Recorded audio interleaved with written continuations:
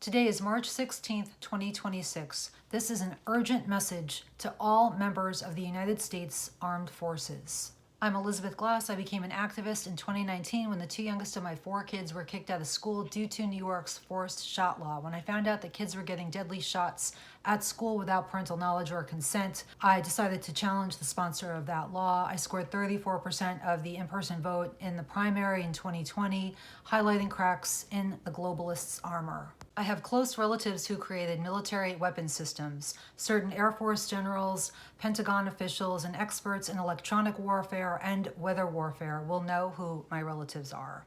I'm Jewish. I had a Bat Mitzvah at the Reform Synagogue on Long Island in the 1980s. My late grandmother was president of Hadassah, the women's Zionist organization, and when I was in high school, I was a member of the Masonic B'nai B'rith youth organization.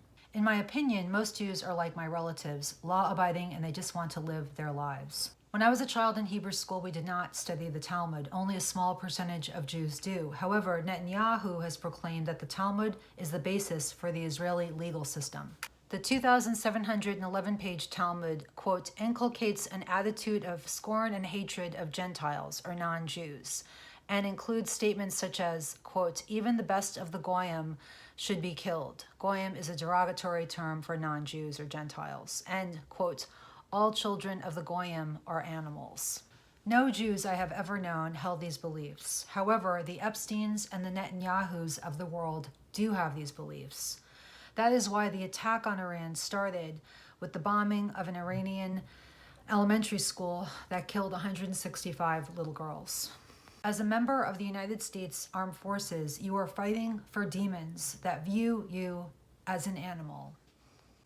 The attack on Iran started on Shabbat Zakor, the Shabbat prior to Purim, a holiday commemorating when Jews murdered 75,000 Persians. According to Jewish law, Jews are commanded to kill all the men, women, and children of Amalek, the enemies of Israel. In my opinion, the true strategic goal of this war is depopulation. President Trump has claimed that we won in Iran and that the United States will stay and finish the job. However, this article, Is America Winning or Losing the War with Iran, by Ron Unz, call the president's assertions into question. When Trump, a member of Chabad, like Netanyahu and Putin, states that he will finish the job, is he referring to the Talmudic goal of killing Amalek?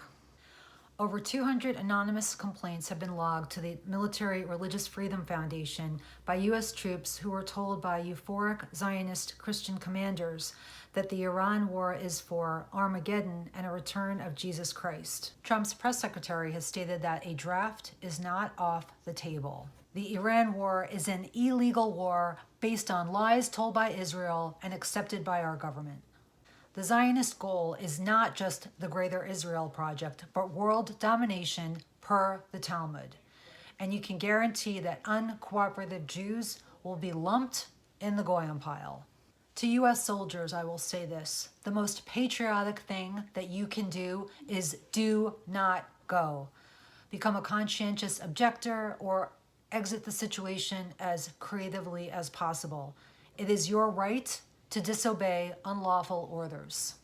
Americans need to pull together to fight the Zionist and Masonic forces that have taken over our nation, our government, our courts, utilities, financial, medical, education, and other systems. A final call to action. Share this message with U.S. soldiers, potential draftees, their families, and others. Join the BDS movement, boycott Israeli products, and know that there is power in numbers. I'm Elizabeth Glass. Thank you.